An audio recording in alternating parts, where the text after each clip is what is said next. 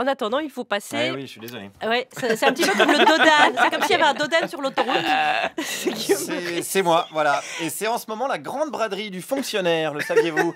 Tout doit disparaître. Macron a proposé d'en supprimer 120 000 hier. Fillon, c'était carrément 500 000. Au nom, bien sûr, de l'efficacité. Hein, on le sait, Fillon, les gens payés à rien foutre. Ils détestent ça. Hashtag lol.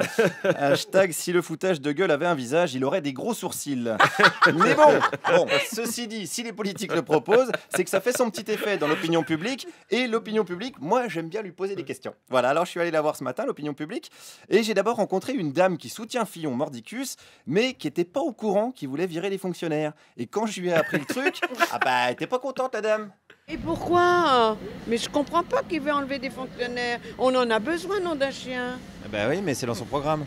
Eh ben alors, écoutez, je sais pas alors. Vous allez voter pour lui quand même, du coup? Oui. Ah oui, quand même? Oui, quand même, bien sûr. C'est mon ami, c'est mon copain. C'est votre copain, mais du coup, il veut quand même virer beaucoup. Qu'est-ce que vous voulez que j'y fasse? Vous êtes drôle.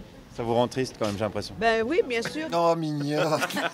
Elle n'était pas au courant, quoi. C'est comme si elle était fan de Bakounine et puis qu'elle voulait voter Macron, quoi. Elle n'a pas bien lu le programme, quoi. Du coup, je lui ai pas dit pour Pénélope. Non, j'ai mon brevet de premier secours, mais bon, faut pas abuser. J'étais pas prêt pour le bouche à bouche. Enfin, on saura jamais, parce que j'ai continué, on saura jamais qu'elle était pas au courant. J'ai continué avec une autre dame qui soutenait Fillon aussi. Est-ce que elle aime les fonctionnaires? Pas du tout. Ouh là là, vous les aimez pas? Ils ont rien à foutre de nous. Non, je suis Ça vous d'accord agace? Ça m'agace et d'accord avec Fillon et ceux qui vont les virer. Oui, parce que Macron aussi veut les virer maintenant. Eh ben il a raison, mais lui c'est un copieur. Ah. Macron aurait des idées de droite. La vache, on en apprend des trucs aujourd'hui. C'est fou, le moment Meurice, premier sur l'info. Bon, alors elle déteste, elle déteste les fonctionnaires. Mais imaginons un truc que son fils lui ait dit maman, plus tard, je voudrais être fonctionnaire.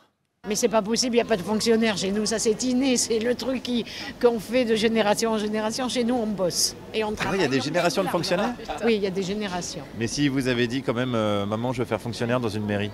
Eh ben je lui aurais dit t'es un imbécile. Et on salue toutes les mamans de fonctionnaires de mairie qui nous écoutent, certainement avec leur crétin de gosse, qui sera peut-être bientôt du coup au chômage, parce que c'est vrai qu'il y a déjà 3 millions de chômeurs. Alors, est-ce que c'est une bonne idée de supprimer des postes encore? Continuons avec la dame. Mais non, ils iront faire autre chose. Qu'est-ce qu'ils feront? Ils feront rien comme ils font rien, là. Ils sont payés à rien faire certains. Du coup là ils vont être au chômage et ils vont être payés à rien faire? Oui, c'est encore nous qui allons les payer. Du coup ça change rien, non? Allez, me racontez pas d'histoire. Non, je cherche la logique, c'est tout, et c'est pas simple. Supprimer le chômage en créant des chômeurs, c'est à peu près aussi con que de penser gagner une élection avec François Bayrou.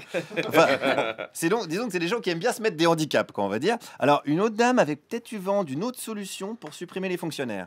J'ai entendu ce matin qu'ils pouvaient mettre certains retraités à la place de fonctionnaires.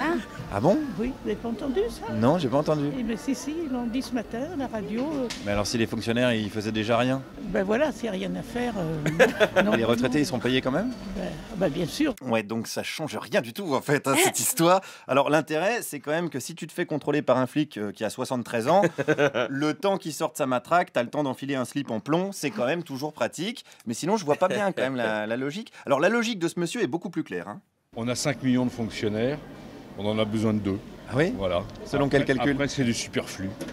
C'est vous qui avez fait les calculs ou c'est... Bon, c'est ce que je pense. Donc vous êtes pour la suppression de 3 millions de fonctionnaires? Après, si vous voulez, quand vous avez des poids morts dans une société, il faut se poser la question de savoir si la société doit assumer ses poids morts. Et on salue les poids morts qui nous écoutent dans les hôpitaux, les écoles, les casernes de pompiers. Des poids morts qu'on est quand même bien content d'appeler quand on se fait renverser dans la rue par un scooter Pizza Hut conduit par un poids vivant. Donc, allez, concluons avec le souhait d'un dernier représentant de l'opinion publique pour le poste de président. Mettez un chef d'entreprise à la place et vous verrez, ça ira beaucoup mieux. Mais est-ce qu'on peut gérer un pays comme une entreprise? Oui.